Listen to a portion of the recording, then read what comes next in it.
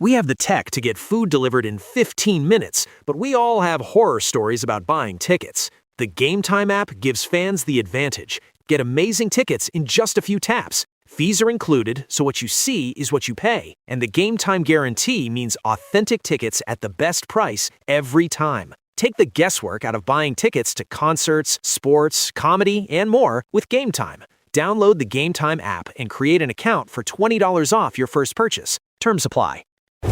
Breaking down every game, every day in Major League Baseball. This is the Baseball Betting Show. Here is your host, Greg Peterson.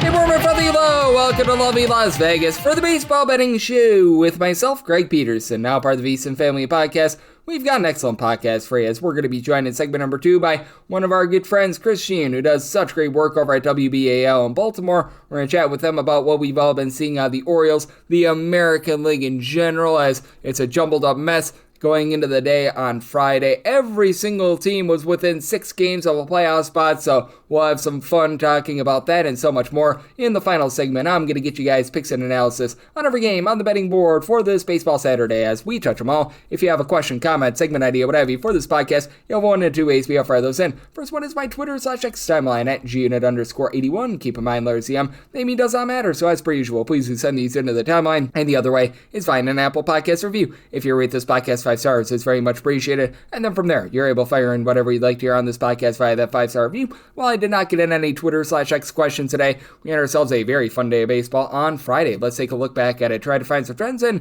try to get to know these teams a little bit better. Games from yesterday is Greg buzzing about. Here is the rowdy recap. The Atlanta Braves continue to have the best record in all of baseball, 39-19. They take it to the Cincinnati Reds as they were on to an 8-3 win.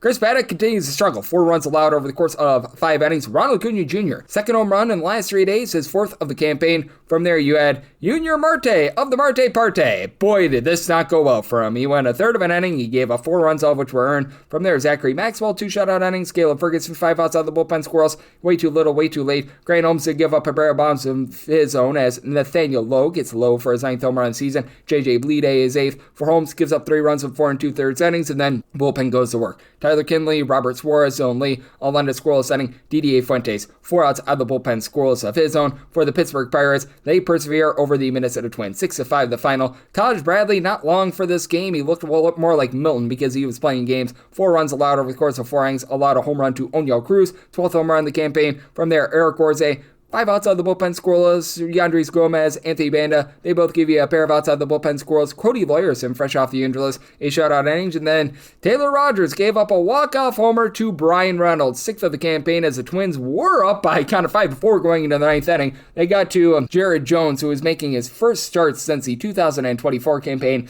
Not his plan. 5 runs allowed in 4 1/3 innings. Taken deep by Trevor Lawrence, 3rd home run in the campaign. Cody Clemens, his 6th. But from there, the bullpen went to work. Wilber Dotel, 3 shutout innings. Evan Sisk, pair of outs out of the bullpen scoreless. Gregory Soto has been quite solid this year. Shutout inning of his own. So the Pirates, they stay above 500, and that means that every NL Central team is above 500 right now. But the Cubs, they continue to slip. 6-5, they lose to the St. Louis Cardinals as Shota Imanaga just continues to get crushed. 5 runs allowed in 5 1/3 innings, gives up 3 bombs. As Devon Herrera get his 7th home run in the campaign. Thomas Segisi, he has not been great thus far this season. He gets home run number 1 of the season, and Nelson Velasquez is able to go deep, his first as a St. Louis Cardinal. From there, bullpen was pretty solid. Phil Matone gives up a run in 2/3 of an inning. Hobie Milner out of the bullpen scoreless, and Ethan Roberts 5 outs out of the bullpen scoreless, and Andre 3000 Palante, he didn't quite give up 3,000 runs, but it felt like it. 4 runs allowed over the course of 3 innings, taken deep by Ian Happ, who was not hapless, 13th home run season. From there, the bullpen was really good though. Justin Brule, George Soriano, Gordon Gassefo, Jojo Romero, Ryan Stanek lend a scoreless inning. Riley O'Brien does give up a run in the 9th inning, but gets a save, so the Cardinals now 30-25. They continue their nice start to the season, and it's been a nice start to the season for the Tampa Bay Rays. 8-5, they're able to take down the LA Angels. For the Angels, well, Barry Urena gave a pretty nice start here. 1 run allowed over the course of 6 innings, was taken deep by Yandy Diaz, 9th home run of the season, but I know it was a solo shot, not too bad there, and then the bullpen made a mess of things. Ryan Zephyrion got 1 out, and he gave up 4 runs, all of which were earned, including a pair of bombs. Diaz once again his 10th home run season. Jonathan Aranda his 10th home run season. Brent Suter, 3 runs, 1 of which was earned in 1 2/3 innings. Pair of errors out there in the field were costly, and Nick Martinez, 2 runs allowed in 7 innings. Hunter Biggie, well, this is a biggie. He's got a 698 2.88 ERA now after he gave up 3 runs without getting a single out of the bullpen. But Kevin Kelly, Brian Baker, they both give you a scoreless setting out of the bullpen. And the Angels now 22-36. That is the worst record out there in the American League, tied with the Detroit Tigers, who they lose once again, 4-3. The White Sox get the job done here. For the White Sox, Brandon Iser was the opener, 4 outs, scoreless. Eric Fetty whop. Well, he didn't quite get whop, but he wasn't great. 2 runs allowed over the course of 4 innings. He was taken deep. Home run number 11 of the season for Dylan Dingler, but you got John Newcomb give you a 2 2/3 inning scoreless. Sergio Dominguez, Brian Hudson, they both come in for an inning. Hudson gives up an unearned run along the way, but they were able to get the job done there. And for the Detroit Tigers, Troy Melton, actually a really nice start. 1 run allowed over the course of 7 innings. He's showing some upside there. Will Vesta shutout inning, and then Kyle Finnegan give up a run in his inning work. This went to a 10th inning. Drew Anderson, he gives up 2 runs, one of which was earned in that 10th as it was a walk-off home run for Miguel Vargas, his 13th home run of the campaign. So the White Sox break them out, 30-27 for them. The Mets, they're now 9 games below 500. They do get a win in 10 innings, 9-7 the final. They very nearly yacked this game away after they cut up by kind of 6-2. As for Freddie Peralta, 4 runs, 2 of which were earned in 4 2/3 innings. AJ Minter from there, a shutout inning. Oscar Brisbane gives up a run in an inning. Brooks Raley out of the bullpen, scoreless. Tobias Meyer, so he gives up 2 runs over the course of an inning. As for the Marlins, taking them deep, Owen Casey, 5th home run of the season, but then Luke Weaver, a scoreless inning, and then Austin Warren shutout 10th inning to be able to get it done, and Max Meyer just did not have it on this day. 6 runs, 5 of which were earned in 6 innings. Taken deep by Mr. Mark Vientos, 7th home run of the season. From there, Kay Gibson, Calvin Fauché, they combine for an inning with Gibson giving up a run along the way. Anthony Banda and Michael Peterson, great name, they were both able to give you a scoreless inning, but Pete Fairbanks, his rough season continues. 2 runs, 1 of which was earned, give it up in the 10th inning. Walk-off home run for MJ Melendez, his 3rd home run of the campaign, to be able to get that one in for the Mets. And being able to get this one in was the Cleveland Guardians, 4-3. They continue the demise of the Red Sox, who are now 10 games below 500. Tyler Semenijo, the opener, gives up 4 runs over the course of an inning before Brian Bayo gives you 7 shutout innings. Yeah, that clearly did not work out for the Red Sox. When your opener gives up all 4 runs, maybe they shouldn't be trying that anymore. Meanwhile, for the Guardians, Slade Sassoni, not going to say he was amazing, 3 runs allowed in 4 1/3 innings, but bullpen from there at his back. Colin Olderman, Tim Aaron, they combined for 2 shutout innings. Sean Armstrong was able to give you a pair of outs out of the bullpen scoreless. Hunter Gaddis, Cade Smith, they both come in for a scoreless inning, and Smith, by the way, is up to 20 saves this far this season, so he's really rocking and rolling there after a little bit of shaky start to the season. And Guardians now 34-25, so they're putting together a very nice start to the season. Washington Nationals have been an upstart team at 500, but they don't get the job done here, 7-5. The Padres get the win. Paxton Schultz, the opener, gives up a run in an inning, not quite as bad as the Red Sox opener situation, as he was in for Mr. Andrew Alvarez, who gives up 3 runs over the course of 3 innings. Orlando Robalta, a scoreless inning out of the bullpen, but then from Mitchell Parker, 3 runs, 1 of which was earned over the course of his 2 innings. He was taken deep, going deep for the Slam Diego Padres. It was home run number 6 of the campaign for Ty France, and then you also had Jackson Merrill go deep off of him. Home run mambo number 5 of the season for him. Cole Henry, he gives you 2 scoreless innings, and Lucas Giolito was not long for this game. He gives up a pair of home runs, 4 runs allowed in 2 2/3 innings. Kiba Ruiz, 5th home run of the season. Curtis Mead, his 8th home run of the season. From there, the bullpen was very good. Yuki Matsui, he comes in for a pair of innings, gives up a run, but then Jeremiah Estrada, Adrian Morejon, Mason Miller all give you 4 outs out of the bullpen scoreless, with Miller giving you the save, Jason Adam, and out of the bullpen scoreless. So Padres out 32-24, despite the fact that the lineup has been a little bit struggling this far this season. And for the Walker Texas Rangers, their lineup has very much struggled as well, but boy, oh boy, did they absolutely lay it on the Kansas City Royals in this one. 9-1 the final is for the Kansas City Royals. Stephen Kulik, not as planned, 6 runs, 4 of which weren't given up in 5 innings, as he was taken deep by Brandon Nimmo, his 7th home run of the campaign. Nicky Lopez got a home run off of Steven Cruz, his 1st home run of the campaign, and then for Jock Peterson, he was able to go deep. That's his 7th home run of the season. That comes off of Eric Santola. Well, he's gave up a home run in his inning work. I think that this was his first career appearance. You did have Eli Morgan give you a shutout inning, and Steven Cruz, in his inning of work, he gave up 2 runs over the course of his inning work. And for Mackenzie Gore, very effective here. Only 3 strikeouts down for him, but 6 1/3 innings scoreless. From there, Tyler Alexander, pair of outs out of the bullpen scoreless. Jalen Beeks was able to give you a shutout inning. You did have Gavin Collier give up a run in the 9th inning, but by then it was way too little, way too late. So Rangers are able to get that one to the window. Being able to get this one to the window, the Seattle Mariners, 7-6 in extra innings against the Arizona Diamondbacks. Andres Munoz made quite a mess out of things in the 9th inning for a blown save after George Kirby shaking his start. 4 runs allowed in 5 1/3 innings, taken deep by Geraldo Perdomo. third home run on the campaign. From there, Matt Brash, uncharacteristic, gives up a run in 2/3 of an inning. He's got a 0.64 ERA. From there, Jose Ferrer, pair of outs out the bullpen scoreless. Edward Bizardo, an inning scoreless. Gabe Spire, third of an inning. He does not give up anything. Munoz gives up that run in the ninth, but Cooper Criswell, scoreless 10th inning. And Zach Gallen, well, he got filled up, giving up 5 runs over the course of 5 innings, including 3 home runs. J.P. Crawford goes deep twice, 8th and 9th home runs of the campaign. And then Luke Raley, he goes off the Rayleys against Brandon Pfaadt for his 12th home run of the season. Other Gallen home run that comes to Julio Rodriguez, 11th home run of the season. For Pfaadt, gives up that solo home run in 1 2/3 innings. Taylor Clark out of the bullpen squirrels. Jonathan Weisga, Brandon Garcia, they both give you an inning scoreless. And then Juan Murillo gives up an RBI double to Randy Arozarena that ends the game. So the Mariners, they get back to 500 with that win at 29-29. The Brewers find a way to the window. 5-4, they take down the Houston Astros. For the Astros, you had a pretty solid start here out of Kai Wei-Tang. 3 runs allowed over the course of 5 innings. Did give up a pair of bombs as David Hamilton, first of the campaign. Jackson Trio is second. From there, Stephen Okert, 2 shutout innings.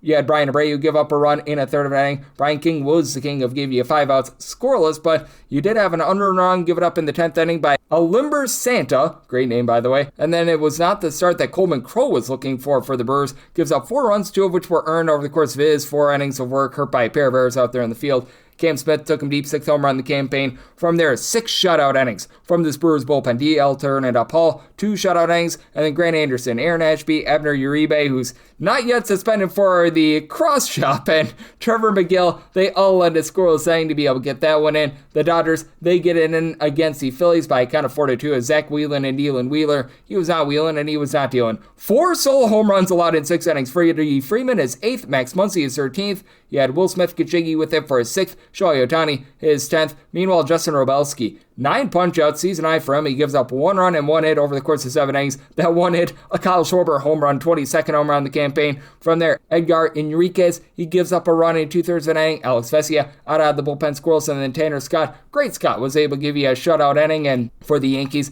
they take it to the Athletics. This by a count of 8-2 for the Yanks. Pretty solid start here out of one Carlos Rodon as he gives up a solo home run in his 6 innings of work. Nick Kurtz, 9th home run of the season, but for the Yankees, trio bombs of their own as they go deep off of Luis Severino. Paul Goldschmidt does his 6th home run of the season, and for Severino, 4 unearned runs given up in an inning. Nick Kurtz, who had the home run, had an error, and he was removed after 23 pitches in this one. So impromptu bullpen game here for the Athletics. Jose Suarez from there gives up a run in an inning. Joe Kuhnel, he gives up a home run in 1 2/3 innings, gives up 2 runs in total. Has taken him deep. Ryan McMahon, 6th home run in the campaign. Other home run comes to Ben Rice, 17th home run in the season. That comes off of Scott Barlow, gives up a home run in his inning work. Hogan Harris was a hero, 1 1/3 inning scoreless. Justin Sterner, Mark Leiter Jr., Luis Medina all lend a scoreless inning, but damage had very much been done by then. And for the Yankees, out of the bullpen, Brent Hedrick, Fernando Cruz combined for a shutout inning. Paul Blackburn, the former Athletic, walks the plank. He gives up 1 run over the course of his 2 innings of work. And then the Colorado Rockies, they rally against the San Francisco Giants. This by a count of 8-2 as for the Giants, they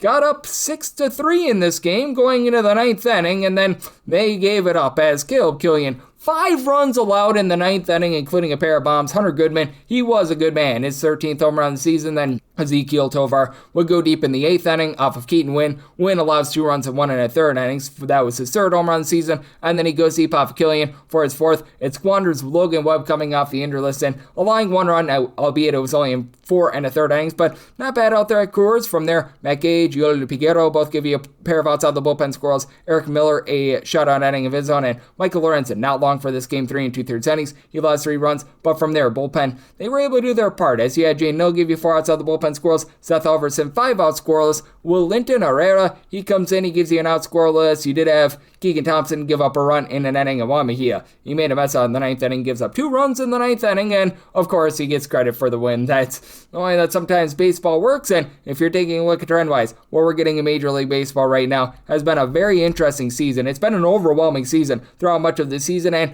with what we saw on Friday, the overs have the lead on unders once again. 420 overs, 414 unders, and if math serves me correct, we have had along the way 22 pushes. Meanwhile, favorites on the money line, 55.8%, 464 and 368 on the money line. And if you're looking at just Friday and Friday alone, 11 overs, 3 unders, and a push. So that was pretty incredible with favorites being able to hit on the money line at a rate of over 69%. 10-4 on the money line. I believe that there was one pick'em game out there as well. If you look at the last 7 days in baseball, favorites have had a rocky run of it. 47-41 on the money line, and among those 47 favorites, 16 failed to cover the run line. Meanwhile, the under rate, a little bit above 50% over the last 7 days. 47 unders, 45 overs, and I believe one push along the way. And if you're taking a look at the season to date, for favorites on the money line, 55.7%, 462, and 368. And among those favorites, 108 failed to cover the run line. So that's what we're seeing in baseball right now. That's where we're all getting trend-wise. But maybe next, how about if we do chat it up with our good friend Chris Cichon over at WBAL in Baltimore, right here on the Baseball Betting Show, myself, Greg Peterson, now a part of the VSiN Family Podcast. We have the tech to get food delivered in 15 minutes, but we all have horror stories about buying tickets. The Game Time app gives fans the advantage. Get amazing tickets in just a few taps. Fees are included, so what you see is what you pay. And the Game Time guarantee means authentic tickets at the best price every time. Take the guesswork out of buying tickets to concerts, sports, comedy, and more with Game Time. Download the Game Time app and create an account for $20 off your first purchase. Terms apply. Breaking down every game, every day in Major League Baseball, this is the Baseball Betting Show. Here is your host, Greg Peterson.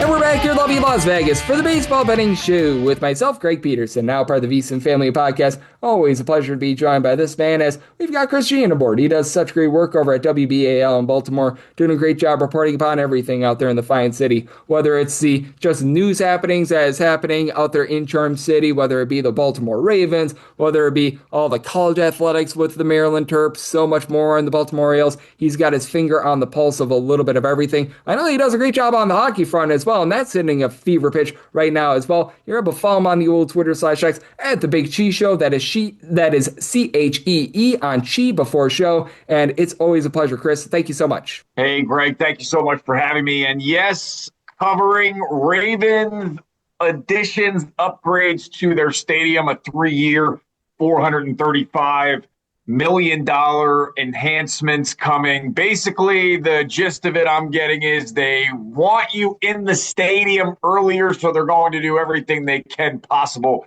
to entertain you that way and keep you maybe tailgating a little bit less, which I certainly love doing, Greg, but nothing I love more than talking baseball with you, my friend, outside of being with my kids, of course. But yeah, they're asleep and I'm ready to rock, man. Yeah, let's talk some Orioles because they're doing a little bit better here lately.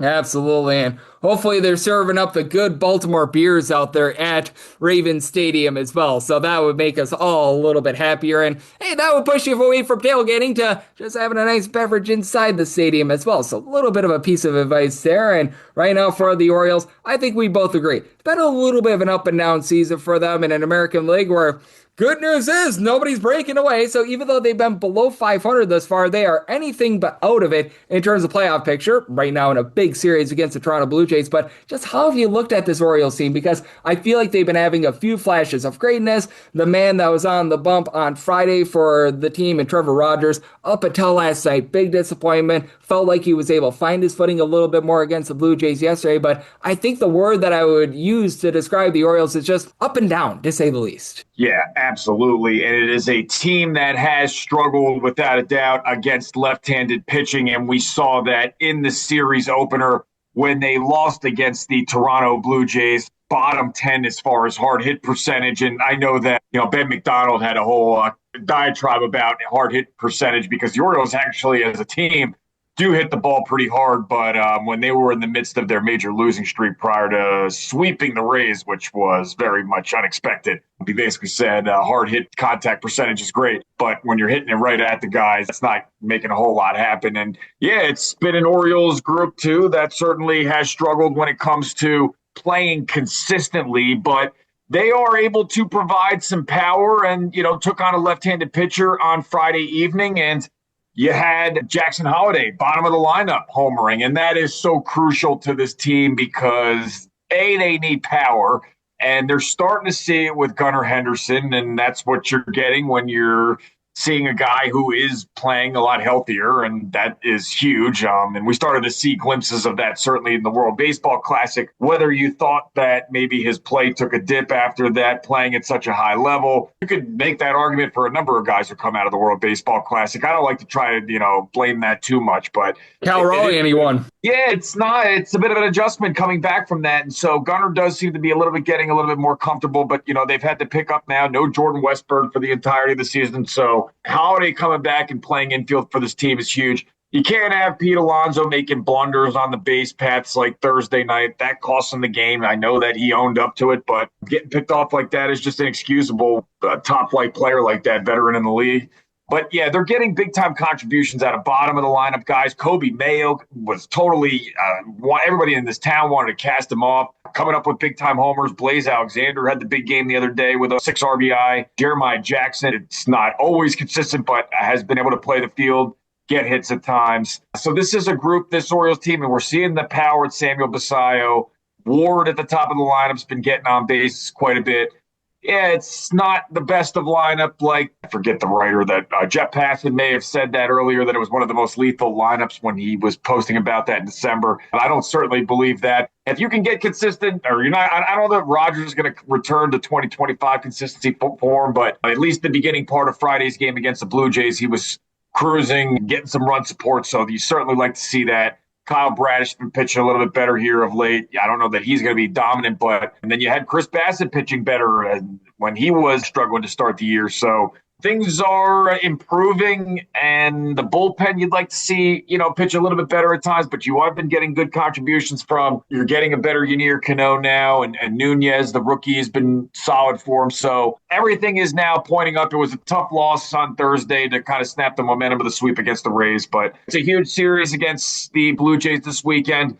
It is Jordan Westburg bobblehead Star Wars themed Saturday, so despite him being out for the season, still expect there to be a nice crowd on. The weather going to be pretty much perfect, even a little bit breezy on Saturday for the game, for the Blue Jays-Orioles game, 4:05 Eastern start. And that should be a good one, too, as the Orioles division opponent here. They're not out of it.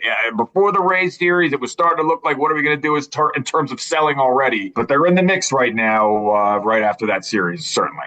Absolutely. I love the fact that they've got a Star Wars theme for Jordan Westburg. It means that 2027 is going to be Return of the Jedi. So I like what they're doing there. And Star Wars, they never miss an opportunity for a spinoff and to make some money. So good, clean family fun there. As we do have our good friend Chris Cichon over at WBAL in Baltimore joining me on the Baseball Betting Show. And you mentioned it. Not a great start to the season for the Orioles, to say the least. And I don't think they're getting back in this AL East race. I think that it's very fair to say that the Rays and the Yankees are going to be the two teams that are really jockeying for a position there. But how do you take a look at this wild card picture? Because the Blue Jays, no doubt, are going to be there. I think they're the one team outside of the Rays and the Yankees that could really make some noise in terms of trying to be able to take that division. But with their rough start, they're probably going to be relegated to a little bit of a wild card. But with the way that things are wide open out there in the American League Central, with nobody having a winning record right now in the AL West, it feels like the Orioles still have a lot of life for a playoff spot if they could just pick off a series or two and take care of business against the teams below 500.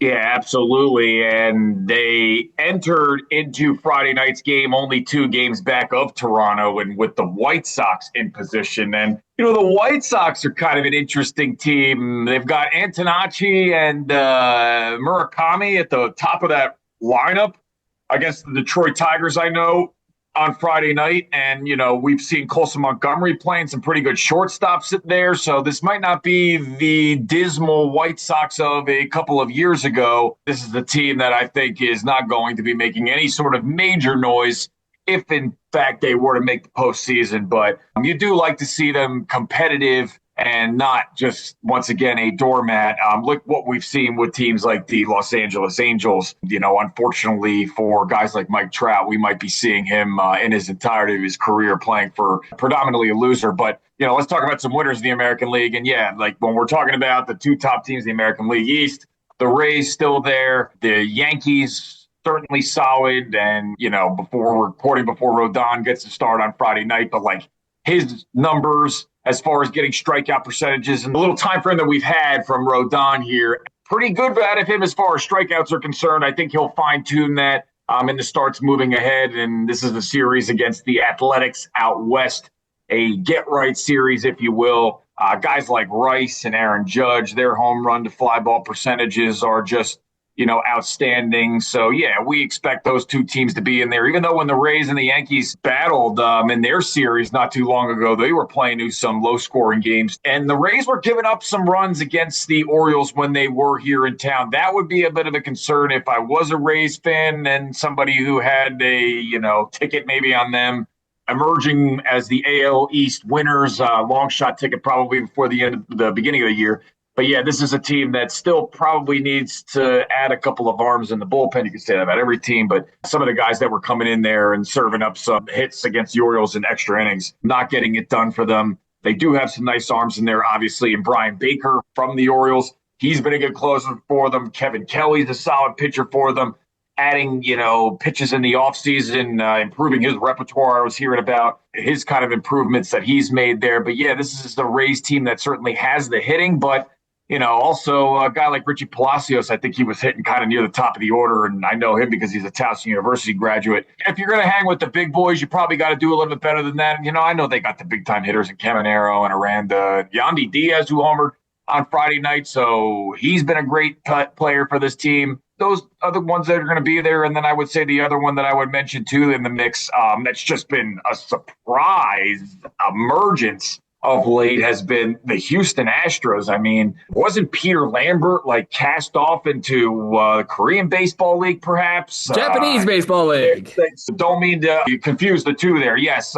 He was not pitching in Major League Baseball. Now he's come back here doing pretty decently for them. Arrigetti's been excellent for this team. So, yeah. The Astros, and the hitting has been pretty strong for them. We just saw Yordan Alvarez homering a couple of times the other night. Jeremy Pena, I know he got the night off Friday night, but this has been a nice little addition coming back from the injured list for this team. The Astros, are they going to be the ones who emerge? Maybe not so much in the wild card, but in the AL West as a whole, considering where that division is at the moment. But yeah, I've been surprised by the Astros hanging in there, considering I saw them, not look good against the Orioles not too long ago. But it seems like their pitching coach has done wonders for some of these guys here that are part of the rotation. And, even their closing situation and their bullpen, they've gotten some nice performances out of Brian King, who's been, I know, holding it down, while they're waiting for some guys to get back and a little bit healthy out of that bullpen. Most notably, obviously, Josh Hader. I think that they're supposed to be expecting him back here soon. So, yeah, this is a Astros team that, I think is going to be hanging in there in the AL West, and a team that, the Rangers are going to be battling with them. I know that those two teams just got underway in a series, and that wrapped up Thursday night because I was seeing Jock Peterson batting at the top of the lineup for that Texas Rangers bunch, and that a little bit surprised me in the 5-1 loss there that the Rangers resorted to Jock Peterson. Hey, I love watching Jock Peterson play still to this day, but, and then you got Josh Jung hitting second there. How good is that Rangers lineup? Is it good enough to carry them in the AL West? Sort of remains to be seen. A couple of years ago when it was Semien and it was Seager at the heart of that lineup, we obviously know that Semien's now gone and Nimmo's there now. Is their rotation with Eovaldi and DeGrom solid? I think it is. So, yeah, I got to imagine that, whether it's the Astros or the Rangers, one of those two teams will still be battling in the AL wildcard. The White Sox are the ones I really don't know about yet. Are they going to, do they have the sustaining power to be in the mix? We'll see. Yep, absolutely. It's going to be really interesting to see what we get out of those teams, and it is going to be a lot of fun to see what we get in general. And one team that we have not addressed yet, and I do want to as well, because they're the other team out there in the AL East, that'd be the Boston Red Sox, because they've been completely lost as well. Good news for them, they're only 4 games out of a playoff spot entering into Friday. Bad news is the offense has been all sorts of awful. We know that they played a few games thus far against the Baltimore Orioles. They're going to have a lot more upcoming. As a matter of fact, the leadoff June, they're going to have that big series after the Blue Jays, after the Orioles wrap up their series against the Blue Jays. How do you take a look at Boston right now? Because they've been all sorts of banged up. Feels like the pitching has been solid, but boy, that offense has just went straight down the toilet bowl this year. First, Wilyer Abreu's hitting third in that lineup. This is a guy who just had his first multi-RBI night since March 29th. That's not good.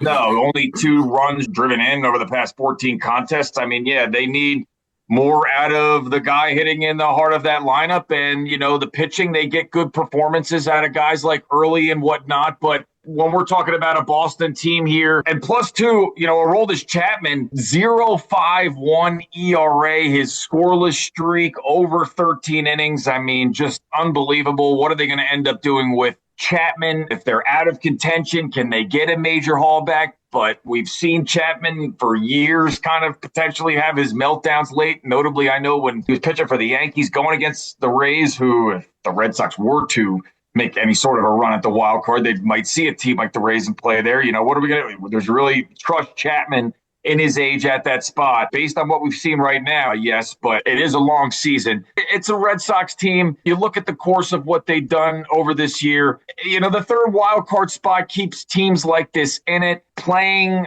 a team like, the Detroit Tigers at the start of the month and getting the sweep there on the road, that was crucial for them. Taking on the Royals, getting the sweep this month, that's big for them. The Royals are a team that have been certainly disappointing. They just don't have enough, outside of Bobby Wood Jr., enough guys that are getting on base consistently enough. So, yeah, I don't think the Royals are going to be probably climbing their way back into it. But even a series that was against the Braves. I know the Braves took 2 of 3 from them, but, they had the first game, they hung in there. It was only a 6-7 loss. It was a tough getting swept by Minnesota. Had that not happened, we would be maybe talking about this team with a little bit more optimism going into the month of June. Minnesota is an interesting team as well. That's not really one that I talked about when we were discussing some American League wildcard teams. They're getting nice performances out of guys like Taj Bradley, surprisingly. I wasn't sure that when he left Tampa Bay, he was going to be really anything all that special. Byron Buxton still being able to get these leadoff home runs, and then getting it done with without really Royce Lewis and Wallner. I know he was DFA'd. I don't know if he was ever called back, but he has a good home run, the fly ball pop, but not enough getting on base. But yeah, the Twins are a team, because of the Tigers and how poorly that they have played, are a team that have been able to kind of capitalize on that and stay in it. But yeah, when we're talking about the Red Sox, it's a shame when their fans are, chanting for John Henry to sell the team, how far they've fallen in their, when they were getting back to the World Series and winning it with Alex Cora as their manager. But if the Red Sox can stay in it, if they're able to take advantage of matchups against these lower level teams. But when you're in the gauntlet of the American League East, none of these teams are really pushovers. The Orioles, just to go back to them, are winning these games in a scrappy manner that they were losing earlier on in the season last year. I think about the game this past weekend that they were able to get the extra inning win over the Tampa Bay Rays. I don't know, that's a game that they get last year. But this year, Colton Cowser, a guy beleaguered, getting game-winning homers 2 games in a row. When there was talk about sending him back down to AAA, I mean, again, that's kind of the performance they're just getting out of these guys. So that's why I think, it's a huge series against the defending American League champions, Blue Jays at home. Got to get at least I would say, split of this series this weekend if you want to really come into the month of June being taken seriously as a team that, in the wild card conversation. Absolutely. I do agree with you. And thank you for appeasing Gen Z with unintentionally saying 6-7 with regards to one of those scores as well. So that is very much appreciated. And Chris, you're doing such a great job reporting on everything out there in Baltimore. You're doing a great job day in and day out looking at the Orioles. I know you're taking a look at the Ravens and their offseason as they look to atone for what was a little bit of a shaky season last year and all the general news happenings. You've got your finger on the pulse of those as well. So let the good people at home know what's all on tap for you and how people can follow along on social media and other platforms. Well, Greg, I will be ramping up here Orioles coverage as we inch closer to the summer months here. 98 Rock Night, going to be hoping to go out. That's our sister station in the month of July. I want to say that they're going to be taking on the Royals in that matchup, so that would be a winnable one there. But hoping to get out to Camden Yards here soon. Was out and about around the stadium for Tupac bobblehead night. Did not get into the stadium that night, as having the 2 little ones has made it difficult for me to attend sporting events at the moment. But Greg, that makes life good for me to be able to multitask and watch multiple different baseball games and have action on it. In our world of having, all different kinds of sensations and whatnot and multitasking, what's better than that, having action on multiple different games, and looking forward to betting this weekend a whole bunch with baseball. So thank you, Greg, for hosting your show, as I always learn from you so much. Always appreciate Chris. He does a great job looking at this great game of baseball, and every single time he joins me, we'll have such great insights. So, big thanks to Chris for joining me on the Baseball Betting Show, now part of the VSiN Family Podcast. Coming up next, it is that time of the podcast to give you picks and analysis on every game on the betting board for this Baseball Saturday as we touch them all.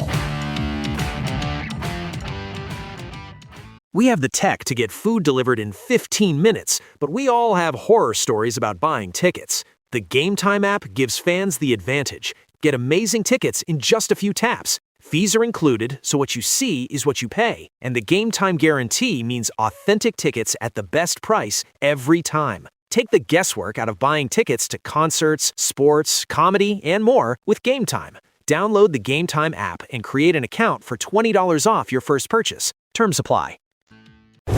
Breaking down every game, every day in Major League Baseball. This is the Baseball Betting Show. Here is your host, Greg Peterson.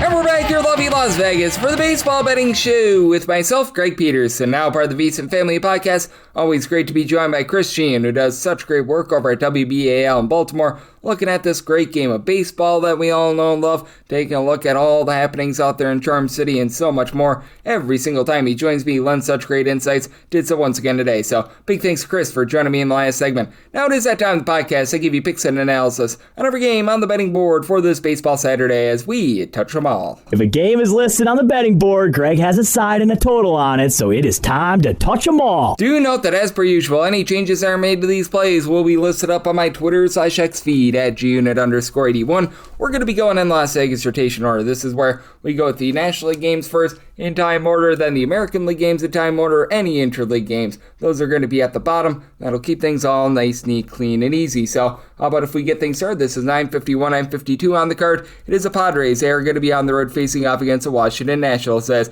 Foster Griffin is going to be on the bump for the Nats, and Michael King hopes to be the king for the Pods and the Padres, who find themselves between -128 to -138 favorites, plus 106 to plus 118. That number on Washington, 7.5 to 8 is the total. On the 8, unders -125, overs plus 105 on the 7.5, overs -120, unders even. Set a total here of an 8.7. I do like the over. Now for Michael King, he's gotten off to a really nice start to the season. He's back right around about 9+ strikeouts per 9 innings, supplying a 2.76 ERA. Fielding dependent is 3.63. He has given up 4 walks per 9 innings, and this Nationals team is currently numero uno in all baseball in terms of run creation, about 5.4 runs per game. They've just been absolutely clubbing the ball this season. Your main two guys, James Wood, CJ Abrams, both have been able to give you 12+ home runs this far this season. Wood in above 400 on base, Abrams more around about a 390, but other guys are picking up too. Curtis Mead is now up to 8 home runs and over a 350 on base. Luis Garcia is hitting a 270. Dallin Lyles moving the line. Keibert Ruiz doesn't draw any walks whatsoever, but hitting like a 270 or so. And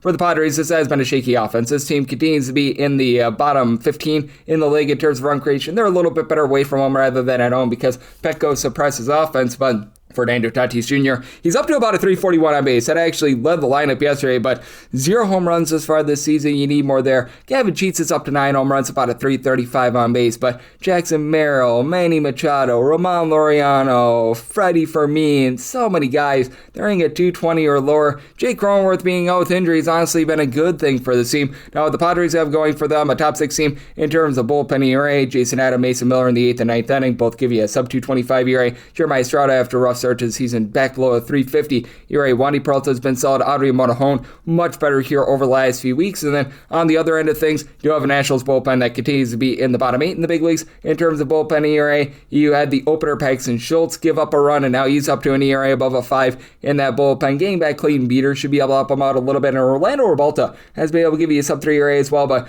Gus Farland has been shaky. Cole Henry is posting up an ERA above a 6. Mitchell Parker has not been great as well. I do think, though, that for the Nationals, they're going to be able to do their part with regards to Soto, and also do have some trepidation with Foster Griffin. He does have a respectable ERA of a 3.63, 539 fielding dependent, 1.5 home runs, just below 3 walks per 9 innings. So I think that you get a higher scoring game, set by total at 8.7, like the over. And for the Padres, willing to lay up to -136 on the money line, set them at a -137.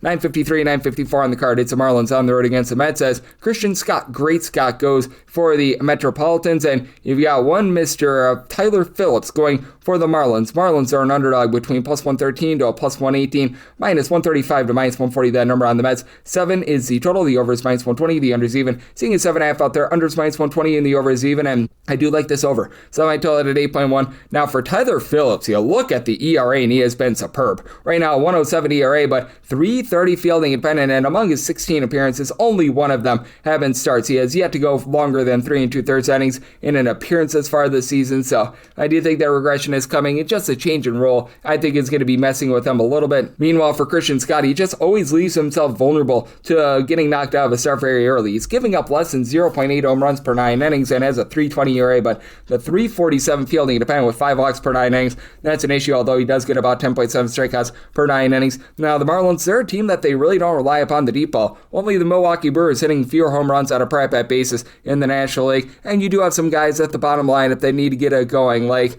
you've had Connor Norby and Joe Mack hitting below a 225. Kyle Stowers just has not been able to get online since coming off the injury list. So in Casey, about a 285 on base, but Javier Sanchez a 275. Your main boom guy, Liam Hicks, he gives you about a 340 on base. He's up to a double-figure amount of homers. Xavier Edwards out of Lopez, they've been able to hit above a 300 as well, and for both of these teams entered in the series in the top 9 in terms of bullpen ERA. Andrew Nardi has had a bit of a rough season for the Marlins, about a 5 ERA, but you've been able to get a little bit more out of John King, who's been able to give you a sub-2 ERA. Anthony Bender, after a rough start to the season, back to about a 3.38 ERA. Pete Fairbanks has looked better since coming off the injury list, and for the Mets, Devin Williams continues to be awful for this team, but Luke Weaver has been able to round into form, and then you got the likes of Oscar Brisbane, Austin Warren, along with Brooks Raley, who will be able to give you a sub-3 ERA. They're getting AJ Minter off the injury list, so I don't have a lot of qualms with the pitching, but for the Mets, this continues to be a bottom 8 team in terms of run creation. Juan Soto's been great, just below 400 on base, 12 home runs. He's living up to his billing, but then Marcus Semien, Bo Bichette, Brett Beatty,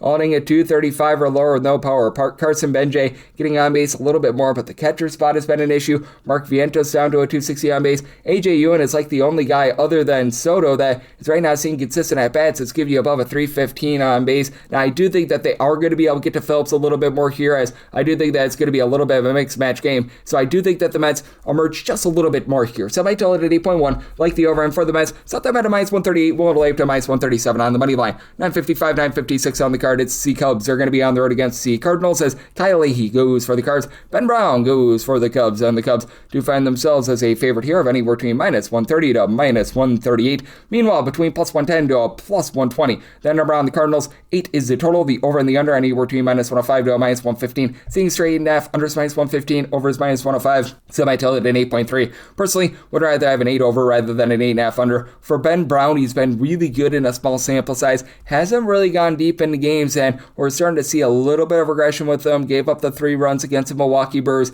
in a previous start. Now, 201 ERA, 226 fielding dependent, 9.5 strikeouts, 0.2 home runs allowed per 9 innings. Like, he has been really good with that regard. He's also backed up by a bullpen that has been quite a bit banged up this season. They are getting Caleb Thielbar back off the injury list, and Daniel Palencia, since coming off the injury list, has been great. Jacob Webb has been able to give you a sub-350 ERA. Hobie Milner has been solid as well, but you saw Riley Martin on the injury list. Porter Hodge, he's out for the season, and for the Cubs, they did enter the series having won their last 2 games against the Pittsburgh Pirates, but as we know, still has been a very rocky run for them recently, to say the least, and you just don't have that one guy that's able to carry the team on offense. Ian Happ, he is up to 13 home runs. He went deep yesterday. That's very good for this team, but even he's just hitting 230. To his credit, 350 on base, and you look at the entire lineup, really, other than Dansby Swanson, everyone in that lineup is giving you above a 350 on base, and you take out Pete Armstrong, everyone else give you above a 330 on base. Nobody really above like a 370 on base, aside from maybe Carson Kelly, but that said, it is a bunch of guys that have like 6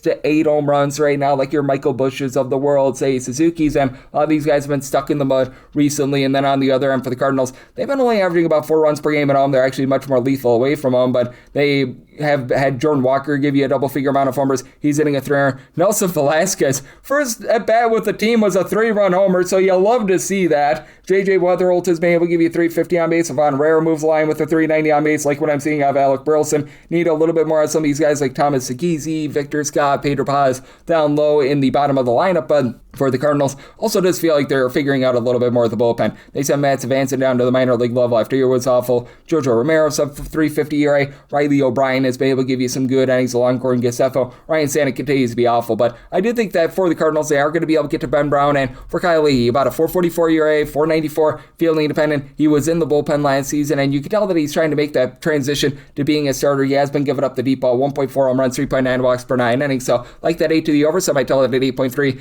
Set my money line price at a plus 118, so plus 118 or better. I'm going to be willing to take a shot there. 957, 958 on the card. It's the Braves. They're going to be on the road against the Cincinnati Reds. Yes, we're on to Cincinnati, and they're on to Brady Singer. Hopes to have the Braves singing the blues here, and Martin Perez is on the bum for the Braves. The Braves are our favorite here between minus 132 to a minus 140, plus 115 to a plus 118. That number on Cincinnati, 9.5 is the total. Under is minus 120, and the over is even. Going to roll with the under. I did set my total at a 9.2 for the Cincinnati Reds. It's not a bad offense, but with your home ballpark being Great American Ballpark, you'd expect a little bit more than 4.45 runs per game, and it does feel like it's a little bit of a top-heavy lineup. Now, it should be getting a little bit more balance, and Eugenio Suarez was out for quite a while. Getting him back, he had a 49 home run season last year. That's big, and J.J. Bleday has been a little bit better for the team, give you about a 390 on base, but Cousin Stewart, Ellie De La Cruz, double-figure amount of homers out of both of these guys, both between about a 340 to a 360 on base. Those have been your main two guys as far as the season, and starting to get a little bit more out than Nathaniel Lowe. He's been able to give you about a 350 on base functional power there, but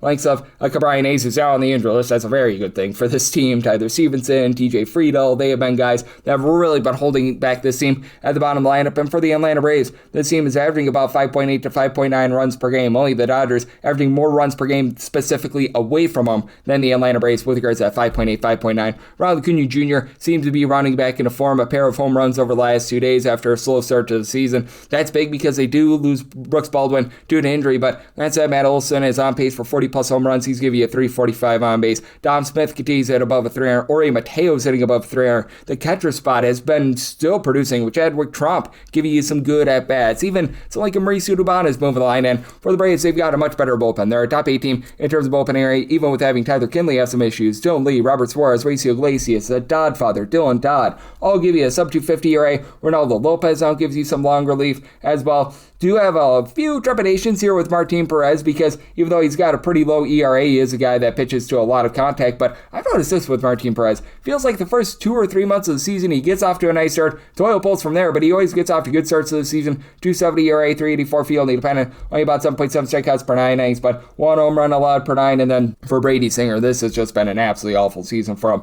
I think that he rounds back into better form, because he's right now got a 626 ERA, 652 fielding independent, 2.7 home runs, 2.3 walks per 9 innings allowed. Other than that 2023 campaign that he had with the Royals, he's always been a pretty functional pitcher. So I do think that there's a little bit of positivity there. But for the Reds, they were actually number 1 in the league in terms of bullpen area through the first month of the season. They are now outside the top 22. Tony Santillan, north of a 5 ERA. You've had TJ Antone be absolutely awful for this team. Junior Marte, they're looking to kick the tires on him after he was not at the major league level last year. Rock and Roll Berg, Pierce Johnson have been presentable, but big time issues there. I do think that Singer gives you a little bit of a better start here. I do think that Martin Perez is doing for a little bit of aggression, but did set my total just a 9.2, so I'm going to be in on the under. Right now, I set my money line price on the Braves at a minus 126. We do not have any of the dime lines out. When we get the dime lines, we should get a minus 125 on the Braves. That'll be my buy point there to go along with this total to the under. 959, 960 on the card. It's the Giants. They're going to be on the road against the Colorado Rockies. We do know that Adrian Doogie is going to be on the bump for San Francisco. It is all to be determined on the bump for the Rockies. This game is off the board.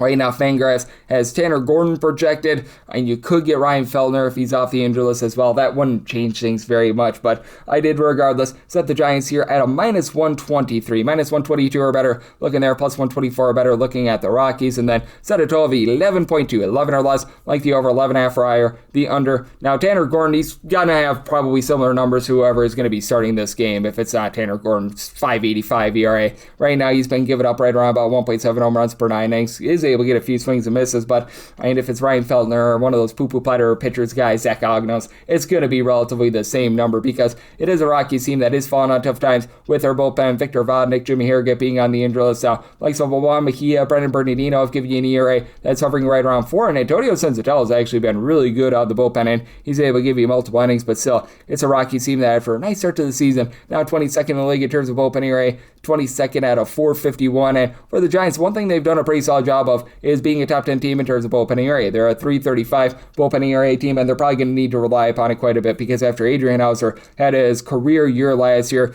boy, as he went down the toilet bowl this far this season, he's never been really too much of a strikeout guy, but he's getting hit hard this season. A 5.30 ERA, his strikeouts per 9 rate, that is well below a 6 right now, so you've got not a lot of swing and miss there. He's been giving out too many walks as well. He's well above 3 walks per 9 innings as well, so things have been rough for him, whether that be at home, rather that be away from home, but he does have quite a few long guys. They're able to support him. Yo Piguero, Keaton Wynn, Caleb Killian, JT Brubaker. These are guys giving you a sub 350 ERA. Now for the Giants, dead sinking last in terms of run creation thus far this season. But as we know, over at Coors Field, that does a great job in terms of being able to elevate offense. Willie Adames along with Rafael Devers, 7 home runs apiece, both hitting about a 242, less than a 300 on base. You just are paying more money than what you're getting right now. But Casey Schmidt hitting about a 290 with 12 home runs. He's waking up the offense. Matt Chapman has been miserably bad here recently. He has 1 home run thus far this season. Fortunately for him, Fernando Tatis Jr. has 0, but you've gotten Dusan Susic, who's been able to hit like a 300. That's been able to help out this offense. You still have Luis Rice hitting a 300, but the likes of Jungle Lee and company, Eloy Ramos being on the injury list, that hurts the outfield. Meanwhile, Mickey Moniak currently out of the fold for the Rockies. That hurts them because really the only guy outside of Moniak that has 7+ home runs, Hunter Goodman. He's been able to give you 12 home runs. TJ Ronfield, who's moved the line, 7 home runs, hitting about a 280, but pretty much everyone else in the starting lineup yesterday has 2 home runs now. Jake McCarthy's hitting at 270. He's able to move the line. Willie Castro's been able to hit for a little bit of average as well, but like Ezekiel Tovar, Kyle Karros, along with Edouard Julien, they're not giving you a ton. So do think that Hauser can be relatively effective here. Willing to lay up to minus 122 on the Giants, plus 124 better the Rockies, and then 11 or less like the over, 11.5 higher the under. 961, 962 on the card. It's the Phillies. They're going to be on the road against the Dodgers. We do know that rookie Sasaki is going to be on the bump for the Dodgers. Right now, the reads to be determined for the Phillies. That's why this game is off the board. The belief is that Andrew Painter is going to get the start here, and if that's the case, I said the Dodgers at a minus 157 would take a plus 132 or better on the run line, need at least plus 158 to take a shot on the Phillies, and then set a total of a 9.7, 9.5 or less, like the over, a 10 or higher to the under. Now, I am seeing some reports that we might be getting Jesus Luzardo here as well. I've done that handicap as well, and if you do get Luzardo going up against Roki Sasaki,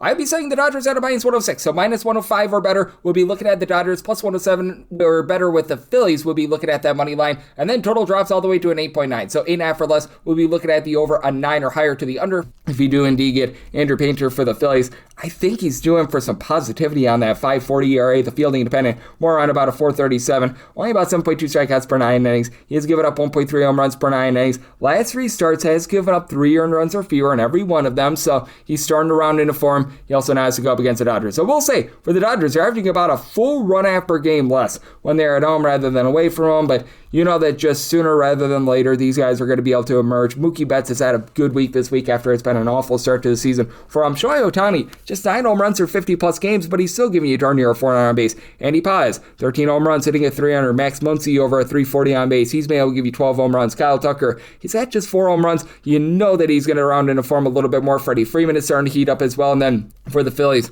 Kyle Schwarber and Bryce Harper is just carrying the mail for the team right now. Now, Trey Turner, pair of home runs over the last few days, but he, Bryson Stott, Alec Boehm, the entirety of the catcher spot, hitting at 230 or lower with all hitting 7 home runs or fewer. Just need a little bit more there. Schwarber, he's on pace for about 60 home runs right now, 21 home runs. Now he is on pace for well over 225 strikeouts, but still, about a 350 on base. Bryce Harper closer to 360 on base, 13 home runs. And for the Phillies, this has been about a league average team in terms of bullpen ERA. Yohan Duran or Ryan Kerkering are giving you a sub-3 ERA, but Jose Alvarado, Tanner Banks, Jonathan Bolin, these are guys give you north of 4 ERA. And for the Dodgers, they've been leading the National League in terms of bullpen ERA. This despite having Edwin Diaz Diaz, Jack Dreyer, Brock and Roll Stewart, currently on the injury list as the likes of Kyle Hurt, Will Klein, Alex Vesia, give you a sub 3 ERA. Tanner Scott has become one of the better closers in all baseball, but Roki Sasaki just has not been good this far this season. Now, he's looked a little bit better in his last few starts, and there's obviously great potential here, but still about a 4.93 ERA, 5.19 fielding dependent, 1.8 home runs, 3.5 walks per 9 innings. So 9.5 or less, looking at the over 10 or higher or the under. If it turns out to be Painter going up against Sasaki, if you do get Jesus Luzardo, I'd be looking at this total being an 8.5 or less to the over, a 9 or higher to the under, and in the case of Luzardo versus Sasaki, I'd be willing to take a plus 107 or better on the Phillies, minus 105 or better. I would need that on the Dodgers, and then if you do get Andrew Painter, would need more like a plus 158 or so on the Phillies, would be willing to lay up to about a minus 156 on the Dodgers money line / taking a plus 133 or better on that run line. 963 and 964 on the card. It's the Tigers. They're going to be on the road against the White Sox. Anthony K says okay to another start, and from Valdez goes for Detroit. Detroit is a favorite here, minus 116 to minus 126,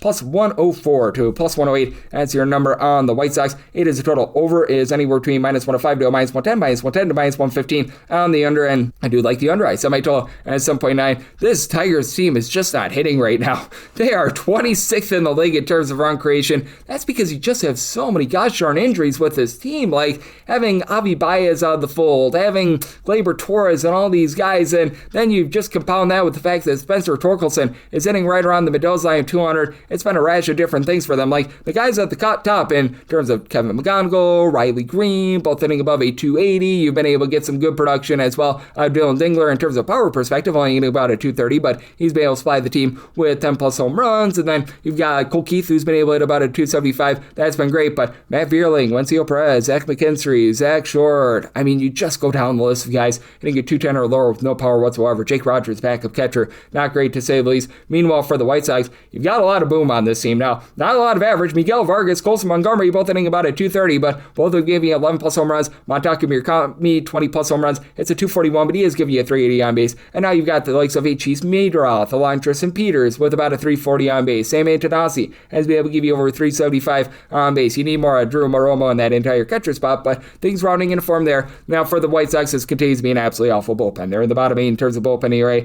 Grant Taylor, Brian Hudson have both been really good with a sub 3 ERA, and you've even had John Newcomb come along for the ride as well. But Trevor Richards well above a 5 ERA. Sergio Dominguez is not a trustworthy closer. The likes of Lucas Sims and company just have not gotten the job done. And for the Tigers, overall, it's a league average team in terms of bullpen ERA. In the ninth inning, this team chokes because they've got Kenley Jansen on their roster. He's out on the injury list. Honestly, not a bad thing. Kyle Finnegan is a better closer anyway. He's been able to give you a sub 3 ERA, but Will Vest has been awful. North of a 7 ERA. Tyler Holden has been shaky. He's given you about a 4.55 ERA. You've been able to get a little bit of something out of Brendan Hennefy. I like him. Sub 2 ERA, but deal with the injury to Birch Smith. That's been a little bit of an issue as well. And for Framber Valdez, he hasn't been himself really since back half of his career with the Astros. In 8 of his last 10 starts last season with Houston, gave up 4 plus runs up to a 4.28 ERA. He's not really given up the deep balls, 0.9 home runs per 9 innings, but 7.4 strikeouts, 3.4 walks per 9 innings. Some issues there. And then on the other end, you got a guy in Anthony Kay that has been okay recently. It was a very shaky start coming back from the Nippon Baseball League. A 4 ERA. Now, I do think that this might be doing for a bit of regression. 5.21 fielding dependent, 6.7 strikeouts, 4 walks per 9 innings. But with White Sox, I think that there's a good chance that they get to Valdez here, and I just don't know if the Tigers do their part with this total. Like the under, somebody told 7.9. Won't take plus 105 or better on that White Sox money line. 965, 966 on the card. It's the Blue Jays on the road against the Orioles. Brandon Young goes for the O's, and Trey Savage goes for the Toronto Blue Jays. Blue Jays are a favorite here between minus 122 to a minus 135. Meanwhile, between plus 104 to a plus 114, that's your number on Baltimore with a total of 7.5 to 8 on the 8. Under is minus 120. The over is even on the 7.5. Over is minus 115 to minus 120. Under is even to minus 105. Set the Blue Jays at a minus 144. I'm going to be willing to roll the dice on the money line here for Trey Savage. He has yet to give up a home run this season in his 6 starts. Recognize that his last start, he did give up 4 or 5 runs in that one, but I mean, overall, this guy has been a rock for the team. Since coming back, he's been able to post up an ERA of 2.25, 191 fielding dependent, getting 9.8 strikeouts, fewer than 3 walks per 9 innings. Meanwhile, got a guy in Brandon Young who has a nice, respectable 3.47 ERA, 4.74 fielding dependent, 6.4 strikeouts, 4 walks per 9 innings. Have some concern there, and it's a a Blue Jays team that, even though they've been in the bottom half of the big leagues in terms of run creation, they're a top 3 team in terms of fewest strikeouts on a per at-bat basis. The big thing that's been eluding them has been the deep ball. Flagler Jr. being stuck on 3 home runs is an issue, but he, Ernie Clement, Nathan Lukes, Yohel Pinago, guys like this,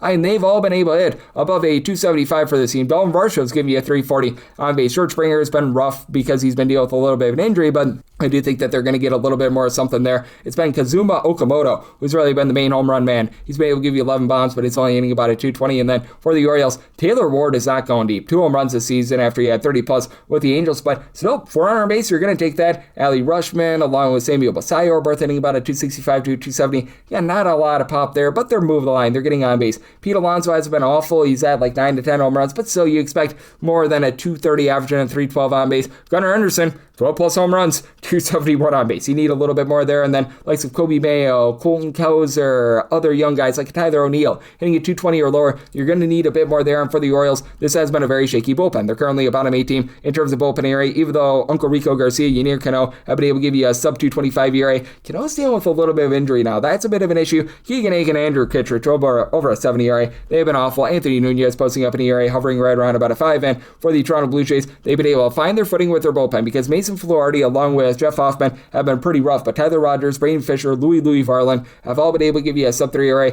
Varland in 30 innings has yet to give up a home run this far this season as well, so good encouragement there, and I do think that the Blue Jays go out there, get the job done. What I think is going to be a bit of a lower scoring game because I think that Savage holds down the fort. Personally, I would rather have an 8 under rather than a 7.5 over, so looking at an 8 under, and for the Blue Jays, we'll play up to minus 143 on the money line, 967, 968 on the card. It's the Royals on the road against the Walker Texas Rangers. Cooper Rocker goes for the Rangers. Seth Lugo is on the bump for the Royals. The Royals do find themselves between plus 105 to a plus 110 as an underdog. Meanwhile, minus 118 to minus 125 is your number on the Walker Texas Rangers. 7.5 to 8 is the total. On the 8, under is minus 115, over is minus 105. On the 7.5, over is minus 120, under is even. And I set the money line price here at a minus 122 on the Rangers. Right now, I'm seeing minus 119, minus 120. I'm going to be willing to roll the dice on that money line for the Rangers. They are dead last in the big leagues in terms of run creation at home, but Seth Lugo, I think, is going to continue to see a little bit of regression. I recognize that the fielding independent is just a 307. He pitches to a lot of contact, though. 7.5 strikeouts at 3.2 walks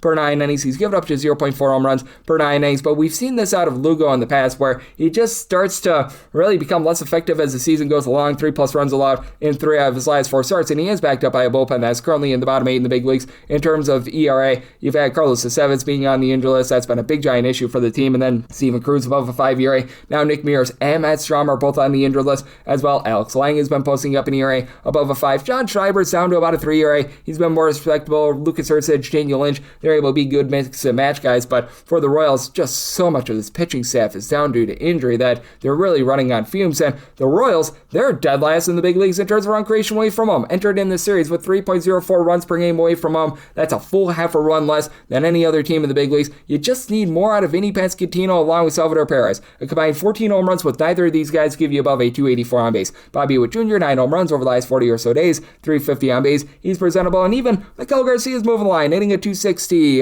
Kyle Isbell, it's been a little bit in and out of lineup. He's hitting at 250, but Jack Caglione, Carter Jensen, back below a 310 on base. Isaac Collins isn't giving you a ton. For the Rangers, obviously, this has been a lineup that they themselves have had their issues. Not a lot of power is really the issue. Jake Berger, 10 home runs, but only about a 280 on base. But you're finding guys that are finding a way to get on base. Brandon Nimmo, about a 350 on base. Shock Peterson, a 355 on base. Ezekiel Duran sitting at 285. So you've had some of these guys rise up. Don't call his name Alejandro Ozuna. He and Justin Povsky, both hitting above 250. Ozuna, closer to about a 400 on base. So that's presentable. Again, need a little bit more power, but for the Rangers, they make up for it with a bullpen that has been either number 1 or number 2, depending upon the day, with regards to ERA. They are dealing with a few injuries. Chris Martin back on the injury list. Robert Garcia has been banged up all season long. That's an issue, but Cal Quantrill has been a good long guy. Sub 3 ERA. Then you got the likes of Gavin Collier along with Jacobs, Jacob Junis, Jacob Latz, hoping they will give you a sub 3 ERA. Jalen Beeks has been pretty presentable as a long guy. For Cooper Rocker, he's always been much better at home rather than away from home. His career mark is less than 0.4 home runs per 9 innings allowed at home. Not a strikeout guy. He's only getting about 7.6 strikeouts per 9 innings. 396 1.36 ERA. Fielding independent is a little bit higher than that because he has been giving up darn near 4 walks per 9 innings, but is keeping the ball in the yard, giving up less than 1 home run per 9 innings. And then with Lugo and his regression, I do think that the Rangers find a way to be able to get the job done here. I did set my total at a 7.7. Again, I do think that because you've got just a guy in Rocker that has been so much better at home rather than away from home, it keeps you under. So like the under and the Rangers on the money line, 969, 970 on the card. The Rays are going to be on the road against the Angels. Reed Detmers goes for the Angels. Drew Rasmussen is on the bump for the Rays, and the Rays do find themselves between minus 152 to a minus 160 favorite. Meanwhile, plus 125 to a plus 137. That number on the Halo. 7 is the total. Over is minus 115. Under is minus 105. I'm going to be willing to take the over. I did set my total at a 7.3. Now, I do think that Drew Rasmussen is doing for a little bit of regression. He's been able to get about 9 strikeouts per 9 innings and does a great job in terms of not hurting himself as well. He is giving up only about 1.8, 1.9 walks per 9 innings, but he does give up quite a bit of hard contact. 278 ERA, 347 fielding dependent, giving up about 1.1 home runs per 9 innings. And then for Reed Detmers, he has pitched much better than what the ERA would indicate. Right now, he's got a 4.57 ERA, but that fielding independent is more around a 2.81. 10.7 strikeouts per 9 innings, 0.7 home runs, 2.7 walks per 9 innings. Really has been one of the lone bright spots for what has been a really, really bad Angels team thus far this season. Now, I would need closer to a plus 148 to be able to pull the trigger here, and once we get the timelines out, we should be able to find probably closer to about a minus 145, minus 148 on the Rays money line, and I would be willing to lay that, mainly because with the Tampa Bay Rays, you have much more faith in this bullpen than that of the LA Angels. Like, the Angels have thrown out there Nick Samlin and Ryan Johnson to have north of a 10 ERA. They thought Alek Manoah was going to be able to come out of the bullpen for the team, and we all knew that that was not going to be the case. They're kicking the tires down on Taijuan Walker. Like, other than Chase Silseth, maybe one or two other guys, you're able to get like a sub 350 ERA out of a Jose Fermin. It's just a terrible bullpen. And for the Tampa Bay Rays, I do recognize that they're dealing with an ailment to Cole Sulzer in that bullpen, but former Oriole Brian Baker has been able to give you sub 3 ERA. Garrett Clevenger has looked good since coming off the injury list. Hunter Biggie under a 5 ERA. That should be coming down. And then Kevin Kelly, he's been pretty rock solid in this bullpen as well. And the Rays are a top 10 team in terms of run creation themselves. Junior Caminero, 13 home runs, about a 350 on base. Yandy Diaz, Jonathan Aranda, they're giving you over a 380 on base. Combined 17 home runs between those two guys. Chandler Simpson's not going to hit bombs, but he's on pace for 30 plus stolen bases this year. He's hitting at 300. You've been able to get good production as well out of Nick Fortes, who's been able to about a 260, locking down that catcher spot. They do have Johnny DeLuca out with injury, but Richie Palacios moves the line as well. And for the Angels, this team has been in the top half of the big leagues in terms of run creation away from home, but it just continues to be all sorts of inconsistent for this team. Obviously, Mike Trout being able to give you 12 plus home runs and an on-base percentage of a 400 is nice. And Zach Neto is up to 10 home runs. He's been much better here over the last few weeks. Still not hitting for a lot of average as he, Vaughn Grisham, Joe Adele, all between about a 230 to 240 average. But Adele, he's been able to give you 7 home runs and he has saved a whole heck of a lot more on defense as well. They're giving Nick Badrick at bats now, though. Logo to Hoppy, they're kicking the tires on him. He's hitting right around about a 200. It's just a sad Angels team. Like, I think that Reed Detmers does his part, but I just don't trust in the bullpen. I'm willing to lay up to a minus 148 on that Rays money line, and I do like this total to the over. I did set my total at 7.3. 971, 972 on the card. It's the Red Sox. They're on the road against the Guardians. Parker Messick is on the bump for the Guards, and you've got Sonny Gray hoping to make it a sunny day for Boston. Boston is an underdog between plus 113 to plus 120. Meanwhile, minus 129 to minus 140. That number on Cleveland, 6.5 to 7 is the total. On the 6.5, over is minus 120. The under is even. On the 7, over and under, both at minus 110. I do like the over. I did set my total at 7.7. Now, Sonny Gray has gotten off to a nice start to the season, but it should be noted that he's getting a career low 7 strikeouts per 9 innings. That, in my opinion, is very, very concerning. I mean, 0.8 home runs, 2.3 walks per 9 innings. He's been able to do a relatively solid job there, but Parker Messick's been even better. 2.24 ERA, sub 3 fielding dependent. He's giving up about 0.8 home runs per 9 innings himself, 9.8 strikeouts per 9 innings. Red Sox, they have been a much better team away from him rather than at home with their offense. At home, they're averaging 3.2 runs per game. That is 29th in all baseball. That's 11th away from home at about 4.4 runs per game. Now, the Red Sox, they are last in the American League in terms of home runs out of per at-bat basis, but you do have Wilson Contreras, who's been able to give you about a 380 on base. He's been able to give you a double-figure amount of homers. And then the likes of Masataka Yoshida, Satan Rafael, throwing their Weiler Abreu, give you about a 340 to a 350 on base has been pretty solid. Now, Marcelo Meyer, Caleb Durbin, these guys need to give you more. The entirety of the catcher spot as well, other than Mickey Gasper. Gasper, when he's been out there, has been really good, but our catchers like Carlos Cervantes, a company here hitting at 225 or lower, and Jaron Duran, he's been better here over the last week or two. He still give you less than a 300 on base. For the Guardians, Guardians here in the month of May, they've actually been in the upper half of the big leagues in terms of run creation without their star guys doing much of anything. Rhys Hoskins does have a 338 on base, but .194 average without a lot of power. Stephen Kwan has been miserable, hitting right around about a 200. Kyle Manzardo hitting about a 230 without a lot of power. Jose Ramirez, 8 home runs at a 230 average. You expect more there, but Travis Bazan has lived up to the billing. He's hitting about a 300. You've had Brian Rocchio give you over a 360 on base. Like heck, even Austin Hedges, a really bad hitting catcher, has been able to hit a little bit for this team. And for the Guardians, they've been more of a league average team with regards to their bullpen in this year. That's a little bit of a setback, but Tim Aaron continues to give you a sub 3 ERA. Eric Zabrowski hitting the injured list is rough, but Sean Armstrong, since coming off the injured list, has been solid. Kate Smith, after a bad start to the season, he's rounded into form. And for Boston, I know that Garrett Whitlock has been in and out the last few days. I have to think that he might be out for the next few days. If not, he's going to hit the injured list, so that's an issue. But Giovanni Morin has been able to give you a sub 350 ERA. They're getting Danny Kalum off the injured list. Aroldis Chapman has been the best closer in all baseball, but I do think that Sonny Gray, with the contact that he's giving up, it's a little bit of an issue, and I do think that the Guardians get the job done. Like the over, so I tell it 7.6, 1 to lay up to -140 on the Guardians money line. 973, 974 on the card. The Yankees are going to be on the road against the Athletics. JT Gannon Juice is on the bump for the Athletics, and one Mr. Ryan Weathers. Hope so. Weathers a storm for the Yankees. Yankees do find themselves as a favorite here between -142 to a -156, between +120 to +130. That number on the Athletics 9.5 is the total. Under is -110 to a -115. Over is -105 to a -110, and it's at the Yankees here at a -142 on the money line. Right now, I'm seeing a -142.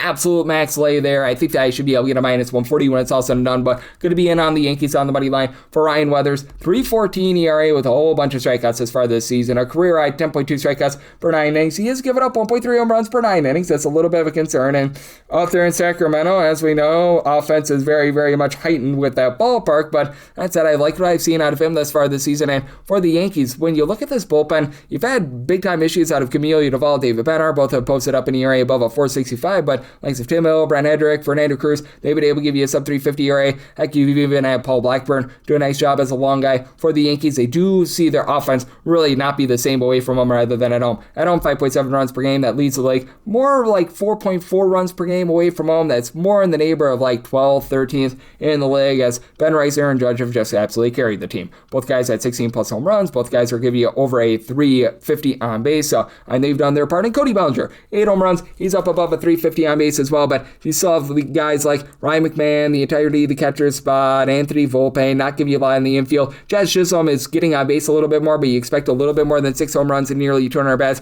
this season. And for the Athletics, Carlos Cortez continues to hit above a 300. He's been in and out of the lineup, but I like what he's been able to show. Shea Langoliers, well, Shea is banging still down below a 300 with regards to the average, but 13 home runs, over 340 on base. Brent Rooker has had a season to forget along Tyler Soderstrom. These two guys hitting below a 215, both have 6 to 7 home runs apiece. Nick Kurtz down with his power, but still give you over 400 on base. And then Jeff McNeil, Zach Galoff, these are guys doing an okay job moving the line. The Athletics have been a presentable bullpen. They're not amazing, but still, you've got the likes of Scott Barlow, Joe Kuno, Luis Medino, been able to give you a sub 350 ERA. Hogan Ayers has been solid as well. And for the Athletics, for JT Ginn, he's actually been quite good as a starter thus far this season. You do have to have a lot of fear that there's going to be some regression coming in, though. 3.19 ERA compared to a 4.18 fielding dependent. He's only getting about 8 strikeouts at 3.9 walks per 9 innings. Keeps the ball in the yard with about 1 home run per 9 innings, but I do think that the Yankees get to him pretty good here in that very hitter-friendly ballpark. 9.8 is what I said my total at, so I like the over-end for the Yankees. 1 to lay up to -142 on the money line. 975, 976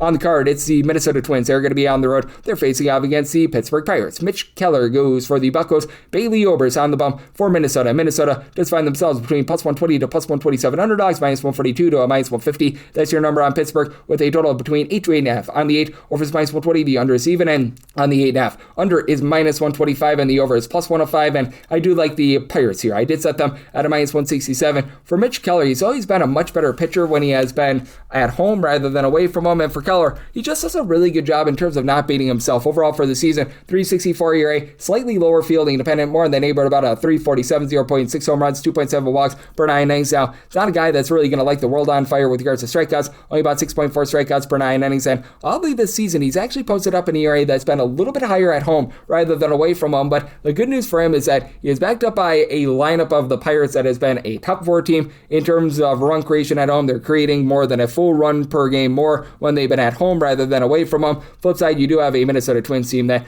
they just do not have a very good bullpen whatsoever. They're back in the bottom 3 in the big leagues in terms of bullpen ERA, actually bottom 5 because they've been a little bit better over the last few days, but still, you have these guys like a Taylor Rogers who's posting up over a 4 ERA. Cody Funderburk has been really good in this bullpen, but he's been dealing with a little bit of injury as well. You've had Anthony Banda post up over a 6 ERA. Simeon Woods Richardson has been an absolute failure for the team. They are getting Cody Lawyerson off the injury list, but Andrew Morris north of a 4 ERA. Eric Orze coming along for the ride, and for the Twins, your boom guy, Byron Buxton, has been absolutely incredible thus far this season. 16 plus home runs, hitting about a 255, and you do have guys that are moving line, like a Trevor Larnage just up to a 380 on base. Austin Martin has been able to give you about a 390 on base, but then you have Victor Carantini hitting below the Mendoza line of 200. Josh Bell's not giving you too much. Flip side for the Pirates with that good offense, your main 2 guys have been Oneil Cruz in terms of, and Brandon Lau in terms of being able to the deep ball. For Cruz, 12 home runs this far this season, and then a neighbor about a 260. Lau gives you a little bit more on base, 350 on base, but then Spencer Horwitz, a 380 on base. Brian Reynolds has been able to give you about that with his on base as well, and now you've been able to have Colin Griffin be able to round into form. He's hitting about a 270. Still have some guys at the bottom of the fold like Henry Davis. They need to pick it up a little bit, but even more of the guys around like 7 and 8 have been able to move line a bit. And for Bailey Ober, he does a nice job in terms of not earning himself. He'll always give you less than 3 walks per 9 innings, and he's done a much better job in terms of keeping the ball in the yard this season. Last year, he had that atrocious north of 5 ERA, and last season his home runs per 9 rate was right around about 1.8. He's down to about 1.3 this season, but still just doesn't get a lot of strikeouts. 6.2 strikeouts per 9 innings. His fastball velocity is way down, so I do think that the Pirates are going to do a nice job in terms of getting to him here. I did set the Pirates at a minus 167, so I'm going to be willing to lay the money line, and I do like the over on 8 as well. I did set my total at an 8.1. You've got 977, 978 on the card. The Brewers are going to be on the road against the Astros. Peter Lambert is on the bump for the Astros. Brendan Sproat is on the bump for the Brewers. Total on this game is 8.5. The over is minus 115 to minus 120. Under is between even to minus 105 for the Brewers. They're anywhere between minus 108 to a minus 115. Even money to minus 108. That number on the Astros, so a relative pick'em game here, and I'm going to be in on the Birds. I did set them at a minus 116. Now, Brandon Sproat has not been very good this far this season. He's given up 1.8 home runs, 5.4 walks per 9 innings. The fielding independent is sadly pretty much right on par with his ERA. Right now, he's playing a 5.84 ERA. He does get strikeouts. His strikeouts per 9 rate is 9.7, but has not been very effective. And for Peter Lambert, first few starts for him were really effective. Feels like he's starting to get figured out. He was never a very good pitcher at the big league level. He had to go on to the Nippon Baseball League last season because of it. He's got a career 5.93 ERA and a career 1.5 home runs, 3.6 walks per 9 innings. A little bit of an asterisk because his home ballpark was Colorado, but still 3+ runs allowed now in each out of his last 3 starts. Overall for the season, still 3.79 ERA. He's not giving up the deep ball. He's only giving up 2 home runs in 40 in the 3rd innings, but 8.9 strikeouts to 4 walks per 9 innings. That's an issue, and now he faces off against a Brewers lineup that they don't need the deep ball in order to be able to get going, because for the Brewers, they are last in the big leagues in terms of home runs on a per at-bat basis, but they do such a great job in terms of playing small ball. They didn't do as much of that yesterday. Jackson Trio going deep, but since he's gone off the injury list, he and Christian Yelich both hitting right around about a 270. You've had Andrew Vaughn do a nice job in terms of moving line when he's been out there. He's been in and out all season long, but even a guy like a David Hamilton is on moving line. Got his first home run this season yesterday. Jake Bauers, he right now leads the team with about 8 home runs this season. He, William Contreras, Garrett Mitchell, all between about a 355 to a 370 on base. Bryce Terang is giving you a 4 on base. And then for the Astros, guys that have been really carrying the team, Yordan Alvarez, Christian Walker. Walker's giving you about a 325 on base, 15 home runs. Yordan Alvarez, he's been able to give you 18 plus home runs, overall 4 on base. And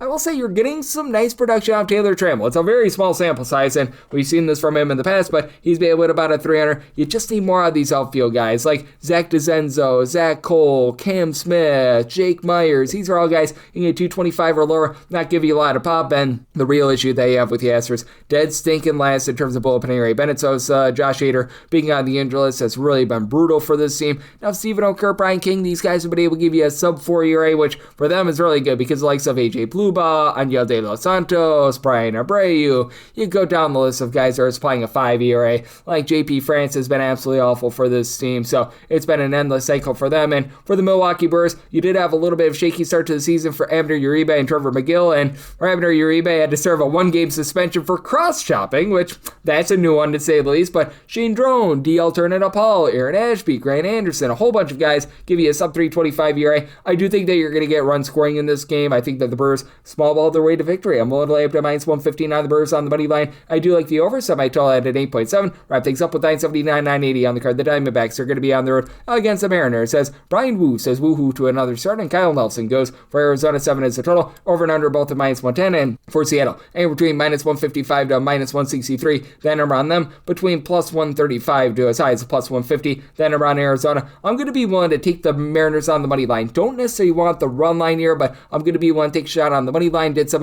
money line price at a minus 166 for Brian Wu. It's been a little bit of an up and down season, but he's still doing a nice job not giving up the deep ball. He's only giving up about 0.8 home runs, 2 walks per 9 innings. Down with the swing and miss stuff from last season. 8.3 strikeouts per 9 innings, 3.82 ERA, 3.19 fielding dependent. But the Arizona Diamondbacks all of a sudden finding out with their lineup once again, and for the Snakes, they've been a top 8 team in terms of run creation away from home. This despite the fact that they are 24th in the big leagues in terms of home runs on a per at-bat basis. You really haven't had the Powerball for this team. Right now, leading the way, Ketel Marte of the Marte Parte entered into yesterday with 9 home runs, and over the last 2 weeks, he's really been able to find it after a shaky start to the season. He's back to hitting about at 275, but you've got a lot of mix and match guys. Ilyarmo Vargas, 7 bombs with a 300 average. He's been a nice find. Ryan Waldschmidt, in a very small sample size, has been looking solid in the outfield. He's hitting darn near a 300 after a rough start to the season. Gabriel Moreno's hitting at 250. Still need more out of the likes of Geraldo Perdomo, Adrian Del Castro, a few others, but you've been able to have a lot of guys move the line. Corbin Carroll, even though he's down with his power, 7 home runs this far this season, he's been able to give you over a 360 on base. And for the Mariners, obviously Cal Raleigh being on the fold to start this team, but pair of guys with now double finger amount of homers. Julio Rodriguez along with Mr. Luke Raley, both of these guys hitting between about a 255 to a 260 as well. Rodriguez has really gotten hot after a rough first month or so of the season.